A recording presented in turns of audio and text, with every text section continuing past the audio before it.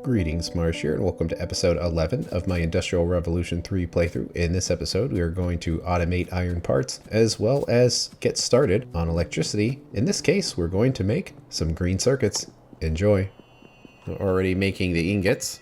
Making pipes would be nice at some point, but really our goal is making these iron analysis packs. But also, we should basically make all of these iron components that we're going to need, because it's probably going to come into play eventually, although some of them we might want to wait on. Kind of depends. So there's a couple worrisome items we might need to put on a belt, because we needed to do that with the motors and pistons for copper in order to hook them up to all the things that used it. So we might need to do the same thing again with iron. So we kind of need to look.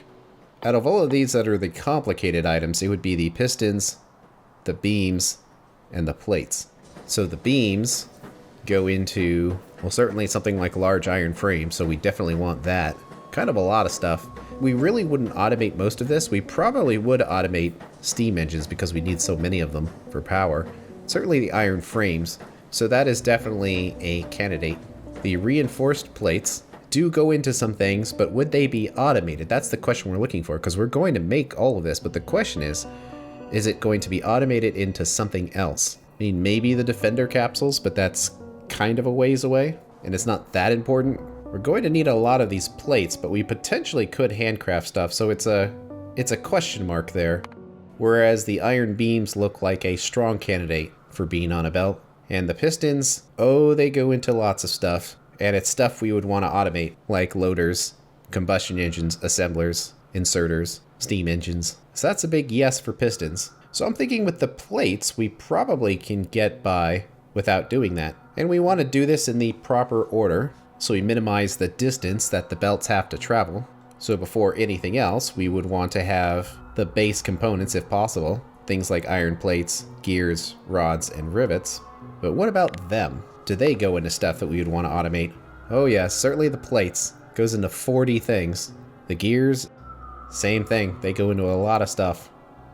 Rods, same thing. Rivets, to a lesser extent, but they still go into some things we might find ourselves making. Enough that we should probably automate it. Okay, well the first ones are the easy ones, because we're just going to have a couple of machines making plates, then the iron rods, and also the rivets, which come from the rods. And we can move this around a little bit to make it so the pipes are nice and straight. This is going to be picking up from this far belt, so we need to keep that in mind, which means they would have to be spaced like this. And by doing that, that should get everything covered, and it's actually covered by this plate. So this one can actually be moved actually a lot further out. That will cover everything. Okay, let's see them get made. Looking good. Looks like we're only putting the complicated items on our inventory, at least for the quick bar. But nonetheless, we'll want the basic ones in our inventory regardless. So plates, rods, gears, and rivets. And there we go. Pulling them all in. We probably also want to make these pipes. And as far as the recipe, this is a great thing of IR3, is a lot of them are very similar to each other. Really the only thing that changes is the material, and the longer underground pipe simply has more pipes in it. But that wouldn't really change anything. So what that means is we can essentially use this. Unfortunately, it doesn't look like we can really pull it out because those pipes are also being used for other machines. So we'll kind of just have to leave it in place. But much of this would be quite similar. And we are using the steam pipes for all of this, so we might as well keep using the steam pipes. But nonetheless, having these long ones will be nice to have. So for example, we wouldn't need to make requests for these normal pipes anymore, which we only recently put in there, but that's how it is. But actually, knowing that, perhaps we could just configure this to run on the newer pipes. So let's switch this out to run on the better undergrounds, the better regular pipes, and we probably should be making the short ones too. There is space for it if we put it in here. But there that goes. Making our pipes. And it'll be kind of in the way a little bit, but I think in this situation it's rather important that we make our short pipes as well. And we're probably going to be using those short pipes before too long. So probably want to be ready for that. So that one goes in there. This one will just go back out. Luckily, the undergrounds only require more of the pipes. So they're all clunking away, but they're making our pipes. And we come down here and we're grabbing most of them. Let's make another request for the short pipes. So cool. That's all covered. So next, how about we make the reinforced iron plates, because there is a decent chance that it won't actually go into anything. And if we do insert them into machines, we might use the personal logistics to mule them around, similar to how we did with these rotor units. Because I really only want to have like one belt at any given time kind of coming along the back here. Because if you have any more than that, it could be quite difficult to insert resources if you have 2 layers or more deep. Interestingly, steam is actually kind of running a little low. Although I think that's just a pressure thing, because the steam is back here just fine. So I think there's just enough machines and a long enough zigzag of pipe that it just isn't very high when it gets this far down. Alright, well, if we look at the reinforced plate machine, it is essentially identical in every regard to the bronze machine, except for the material, which is fantastic, because then that means we can just copy the entire setup. So it took a lot of work to get this bus initially set up, but after you do, adding new materials in is surprisingly easy. So we have this. It does have to reach. And would it? If we put it like right here, pretty much everything would be lined up. Makes sense because we built this off of the bronze machine, which worked in a similar way. Our setup is ready to go, making the reinforced plates. Well, it's certainly making them. So one more item to the list again. Reinforced iron plates. We certainly want to make these small iron frames. They do go into a lot of things, and things that would be automated at that. But we might not want to actually make any of them right now, because when you look at the stuff that it goes into, it's all basically electric materials. So right now, we probably don't actually need to automate it. We can deal with that later. Just doesn't have any use for us right now. I mean, the pistons don't either, technically, or the reinforced plates. However, we do need the iron beams to make the science packs, so we probably should at least automate those. However, for this, we actually need to plan the science build to find out how much of this we're actually going to need. So there's the iron packs, and its requirements is essentially just other materials. So we can actually make this wherever. It doesn't have to be right here. And we'd probably need a lot more than what we have, because we want this to be the same output as the red science here. And that puts out 0.313. So we would need twice as many machines. So the glass would be right here. These plates would be right here. But how many of these plates would we need? Would we need more? This puts out 0.625, and this would need exactly that. So this would be perfectly sized based on the number of bronze plates we have. However, we might actually want those plates for something else. In this situation, basically it's just furnaces. So we could just cut the belt off if we needed any for our personal uses. Which means now we only need to have about 1 per second of the iron beams. And if we had 2 machines, that would absolutely not be enough, so I guess we'll do 4 of them. So this requires the ingots, which can skip straight by, and then the other part is plates and rivets. However, if we invert this, so we put this over here instead, and built these machines with that in mind, we can have a splitter.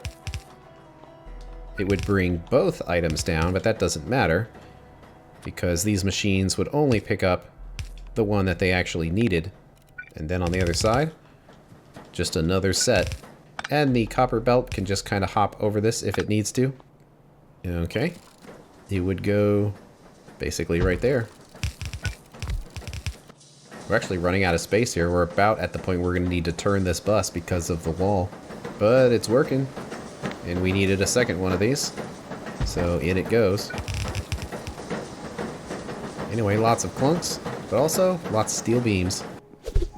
Steam is still kind of low in here, but it's basically fine on the other side, so we might be getting to the point where you just can't keep piling things on the end anymore. But so long as it's working, we might as well leave it. Once we got iron taken care of, we're basically going to enter the electric age, so We don't really need to mess with it for too much longer. And it all stopped, but that's because it was basically completely filled up. So we have made enough trips of this to basically have it all balanced out. Now the question is, how long can we go without doing these strips? Well, we have 6.6K of iron, so we can calculate how long that would last at full speed in a second here. There we go. And it looks like it has balanced out with the charcoal, which is nice to see. But if we had 6,600 iron and we were using 7.5 of it a second, it would last that many seconds, which is about 15 minutes. So one trip every 15 minutes, assuming we were using all of it, and we clearly are not. And a lot of these torches are running out now, which makes sense. Hopefully it doesn't get too dark in here while we wait for electric lights. How are those forestries going, by the way? Oh yeah, look at that. It is going really well. Where the ones where we added these red trees have kind of planted them everywhere. This one right here isn't at full blast yet, but these other two are, and of course this one started at full blast, so it's still fine. Some of these are almost at full. You can definitely see that we are growing a healthy amount of trees now, and this one is actually maxed out. So looking good. All of our forestries seem to be pretty healthy. We've got the iron beams done, which means the last thing we wanted to do was the iron pistons, and the recipe for those is the same as copper. Now we did 4 of them. I'm guessing we should probably copy what we did before, even though we are kind of running out of space here. But since we decided on this many, I kind of want to do it again. But we are getting very close to being out of space. But if we do this, it should work. Then once this passes here, we can switch the side of the belts. And let's make the pistons. Seems good.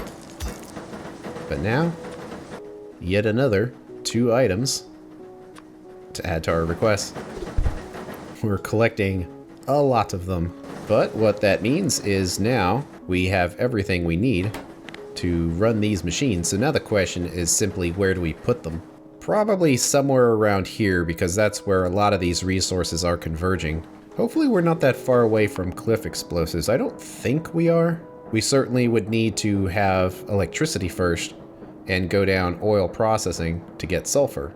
Yeah, I'm hoping it's not too far away, but I think we are probably going to have to continue this bus by turning the resources down or up or some other direction, unfortunately. So if we plop this in here, it would be kind of in the middle of where stuff is. We could also just put it right next to the same belt, but how about we put it like right here?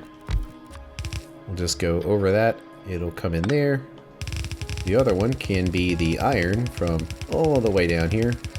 The other one will be the glass. Might as well just throw that in there now. And finally, will be the science packs. Kind of want to see this going at full blast, which means waiting for all of these plates to build up. And this is only one more machine that is minimally required to make the green science. But it looks like we're finally making some extra iron beams, which means we have everything we need to make green science.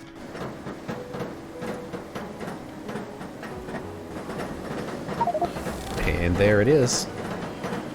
This is going to have a very long distance to travel. This has to make it all the way down here. But that's fine, we might as well compress it with the glass belt, just to take up a little bit less space. There's a couple different ways of doing it, but how about we kind of come up through here, because then we can just slide on the side of this belt. And there they go. It's not going to make them very fast, but our plan was based around 0.3 a second, so that is balanced with what we have now, and in fact, we've gotten nowhere close to maxing out the speed of our current machines here, just because we haven't needed to. There's kind of no point in going nuts with research if you just don't need it. But in come the green packs, and that is all that our STEAM labs can do. So it's time to research some stuff. And we have quite a few choices here. However, I would say our ultimate goal is electrifying our factory and finally ditching all of this steam. From an energy standpoint, it doesn't really matter because the energy efficiency is basically the same. However, one thing that does change is that when you switch over to electric machines, they can take modules, where the steam machines cannot. So even though we're basically just switching our energy consumption from steam to electricity, it will give us more options. Not to mention, we'll actually have an electrical network that we can look at and diagnose compared to this giant mess of steam pipes where we know nothing about what's happening other than what's the current quantity of steam. So to get our electric machines, it's not as simple as researching electricity. We essentially need to research electronics, which will then give us access to everything. So researching this by itself isn't really going to do anything. But finally, generate electric current from pressurized steam engines. It'll unlock the boiler and the steam engine. These are some components that get fairly expensive, especially the steam engine, because it's 130 ingots that go into that. So that is amongst our most expensive machines so far. So you definitely want to automate all of the parts that go into it, and maybe even automate the steam engines themselves, just because any given setup is going to require a lot of them. But the ratio is the same as it is in vanilla, where you have one iron boiler and then it powers 2 steam engines. It'll give us the ability to make copper wire from ingots, and then we can take copper wire and add rubber to it to make heavy copper cable, and we can make an iron core EM cable with lots of copper wire and lots of ingots. With all those parts, we can make small poles, and they are the same as vanilla in the sense of their reach, and you can just choose which one you want to make it out of, either wood, bronze, or iron. And technically wood would be the cheapest because the stats don't change, and certainly the iron one is quite expensive. However, they are a nice graphic. And if you want the large wooden pole, you have to add wood and a heavy copper cable, and it has a wire reach of 16, which is less than the standard large poles. But also, it doesn't really matter because we're not going to be doing anything with that electricity, because essentially we need to have electronics, and for many of the machines, we're also going to need to have electric motors. But it seems like the electronics are more useful, so we'll start with them. We can make copper foil from copper ingots, and we can make a thermionic tube with glass, copper wire, and copper foil. That's our first electronics component. There aren't too many of them in IR3 compared to Angel Bob's, but there are. Each tier essentially has its own little component you have to make besides just the circuit board itself, and in tier 1's case it's the thermionic tubes. So we add 3 of those with more glass and copper wire to make a basic circuit. And then this is a new complication that if you add a ton of those basic circuits and a ton more of the tubes and a small iron frame, you will make a basic computer. And then the large iron frame is a bunch of iron stuff and then that basic computer. So kind of like large copper frames were before it, this is an enormous time sink for handcrafting. Like, you must automate this. There's just so much stuff that goes into it. And those basic computers are interesting. It's basically like a big circuit that has lots of circuits in it, but probably the most interesting thing you can use them for is you can turn a basic computer into a module. But of course, we also need those large iron frames for everything. So we hit that and we finally have some options available to us. But for now, that's a good goal to have. So we have a reasonable amount of research in front of us, and since we have nothing else to actually do, how about we see if we can add more labs to this? We certainly can get by with twice as many. And connect it all in. Lots of spinning, lots of clicking. But that's certainly going faster. It's still not maxing out our science packs, but we don't really need to because we're just about to replace these with electricity anyway. So there's not a lot of point into just building a bunch of them, as long as it seems like it's mostly happening fast enough. And interesting is that we are actually running a little low on steam here. It's kind of fluctuating a little bit right there, but if we go down a little bit, it's totally not at 80 anymore. But since we are just about to switch over to electricity, hopefully we can just keep the boilers we have and it will be enough in the end. Well, the iron is starting to run low, so it's time to make another trip. We do have some iron still stuck in here, so we always want to make sure we get rid of all of it before we head out. And there we go. Nice and fast. And we're up to 1,000 copper packs. And research is done.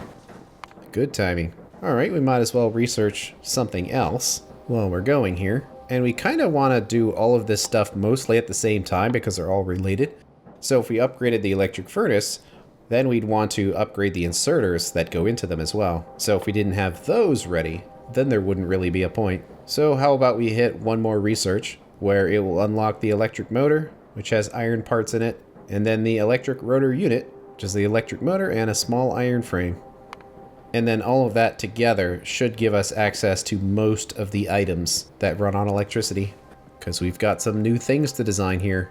Well, first we need circuits. We need lots of computers as well, but when you look at what computers go into, they actually don't go into that much stuff. Essentially, modules and these large iron frames. Now, the large iron frames are used for a lot of stuff, but basically what this means is wherever the computer machines are, it's probably going to be on the bus, and they can probably insert their items directly into what we need. However, they also require a bunch of basic circuits and a bunch of thermionic tubes. So we could make the circuits and the tubes somewhere else, put them on a belt, and then send them to where the small iron frame machine is in order to make the computers. So let's see what we'd be looking at here. Let's say we'd want circuits, and since we don't know how many, how about 7.5? We'll have to see if these numbers are crazy. And another thing we would want is the thermionic tubes, but we also want 7.5 of these, and that's going to be in addition to the ones that are required for everything else. And when you look at these numbers, they are quite high, so some direct insertion will probably have to happen here. Also note that we have a nice ratio here of 24 to 12. On the outside, we can have these assemblers making the tubes, and they will have their big input of resources. But also it's important to note is that we aren't going to make enough glass for this to run at full speed. So it is perhaps too optimistic. I wonder if these Helmod settings were reverted. They might have been here with the update, because we definitely want to have the decimals in there. How about let's set this to calculate by factory, and does that work now? It does. But we know that if we had twice as many of these machines, we would get what we need. So how about for now, we have 5 of these going. It's going to use about half of our factory's glass, and we can actually set this to 10, just to make the numbers exact. So that's most of the glass. It will leave some left over, and it will create a nice setup. So now that we have that, let's figure out what the actual build would look like. It does feel a little bad making steam assemblers, considering we are working on electricity, but you have to start from somewhere. So we would have one of these, and then 2 of the tube machines. Both of them are going to require some cable. So if we had 2 of them, would it be enough for everybody? It does look like it, which means if we did something like this, they could technically feed into all sides if we could get the resources in there and actually make the inserters work, which is the other part. Because you have to remember that the inserters can get a little weird when you're dealing with steam pipes. So this build might be kind of interesting here. Oh, and research is all done. So that one could be shared between 2 sides. Of course, again, we would have to actually get all these pipes to line up, so that might be an issue. Of course, we could also do it in a more traditional for us way of just having the 2 machines up here, even though technically they are too fast. So at the top, some amount of copper, some amount of glass, all of which would be inserted into this one machine. Still have to get copper wire and also more glass into this machine. But also we need to remember that we're going to keep some of these tubes. So there would need to be a belt coming through here with the tubes on them, and another belt which would have more copper and more glass. So that gets the tubes and the glass, but it also needs to have a wire machine in here somewhere, which has this, and also it's going to need to have the pipes hooked up. So let's check this. That's enough wire for this machine, and it's going to pick up its other resources from up here, and each one of these machines is good. And together as a whole, they are all positive. And then ultimately the output will be down here. I guess we can kind of move these over just to make it more compact. And it would be something like this. That if we wanted another one, we could smash it in there, but we'd probably want it to have a space, so we would do this. And also, we could flip the sides like this as well, if we wanted the setup to be really big. Okay, so I guess we need to build 5 of them somewhere. This isn't the worst place to do it. A lot of this stuff is starting to bump into each other, but that's kind of what's going to happen, because we're limited on where we can put this stuff until we can get rid of these cliffs. So sure, let's get rid of a bunch of rocks here, but ultimately, we'd want to put this here and try to remember it might expand later. So we need 1 of them, 2 of them, 3 of them, 4 of them, And 5 of them. It's bumping up right against that other thing, which might not be smart, but oh well. Well, if we connect these pipes between these machines, then we can kind of get rid of these ones. That should be everything. It would be nice to hook it up first, but we don't have a steam delivery pipe coming down here. I would like to isolate it if possible. So we'll make the steam tank and the one-way steam valve. So this is all slowly getting filled up. It is taking quite a while for the steam to get through all these. It is in the end, but I think we are approaching the pipe limits of how much steam we can run in here. Yeah, it takes a while to fill in. Anyway, that is our output belt. That input belt stops there. This is another output belt. And in the end, both of these will combine together to give us both of our resources that we need. So now we need to get copper and glass in here, and we want to remember that a lot of it is going to go through here. So let's try to do it in such a way that it makes sense. So we actually have copper right here, and that lines up pretty well, honestly, because it would go in there, and then the glass could go in there, and this other one would go in there. So let's see, does the splitting work correctly?